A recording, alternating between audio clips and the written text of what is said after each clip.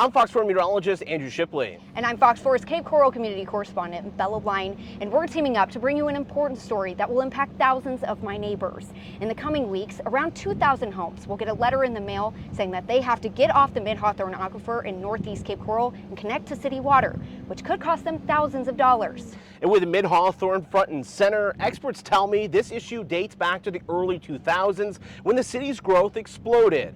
I spoke to the South Florida Water Management District about the status of the aquifer, which reached record levels back in April. Since we did implement the water shortage restrictions and go into 0 days a week, I'm happy to say that we have seen incremental increases in water levels.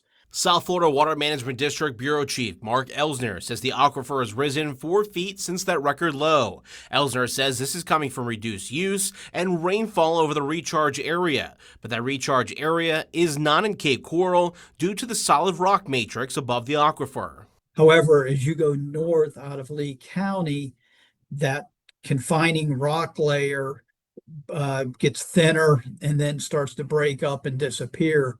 Which means while the 10+ inches of rainfall that we've seen in the Cape in the last month is helpful for watering the lawn, it's the rainfall in DeSoto and Sarasota County that truly recharges the aquifer. We're not out of the woods, but we're not facing that level where we could have serious harm to the aquifer. As we approach record lows in the spring, there was fear of compaction of the aquifer, limiting its ability to hold water.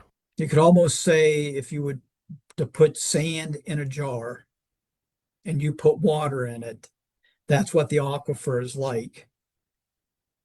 And that water provides buoyancy that supports the rock. And when you take it out, that sand settles down. That compaction could also lead to land subsidence, threatening the foundation of homes, only adding insult to injury. But as city water comes online, Elsner expects the aquifer to respond positively. Will it be 2 months, a year before we actually see the response? I'm thinking probably we'll see it sooner than later. But switching to city water could cost a pretty penny for Cape Coral residents that rely on the Mid-Hawthorn. When I spoke to South Florida Water Management District, they told me that 2,000 residents will be required to switch to city utilities within the next 6 months. And for the people that I spoke with who live on this street near Diplomat Parkway, they told me that they're just ready for the construction to be over, but the thought of assessments still loom. Yards ripped up and streets torn apart. But for this neighborhood, that means they're one step closer to having a dependable water source. It's been constant construction. I'm ready for them to be over with it. So I spoke with neighbors about how it's been going for them, and many said it's been a mess. They're just ready to have their quiet street back. Every time you leave, there's a different road blocked, and you have another detour. Came out and our whole driveway had it was a big hole, about 10 feet deep all the way across. We couldn't get our cars out of the driveway. I've already had to replace my tires about 4 times going through these streets. The potholes is horrible. It's been annoying, but at the same time, like I said, I'm ready to have the city water and not have to worry about the well water issue. But Elsner says the more straws we can get out of the aquifer, the bigger difference we're going to see headed into next dry season. Once they start connecting residents and taking those wells offline, we'll have a better idea of the aquifer, how it's reacting to that less demand. Elsner says when UEP North 1 West is complete, it will have 17% of this box out of the aquifer.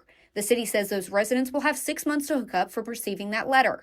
But the main concern for many neighbors is the price of what it will cost them to hook up. I just think it's outrageous because nobody, really has $40,000 laying around. It was like $33,000, which is kind of high.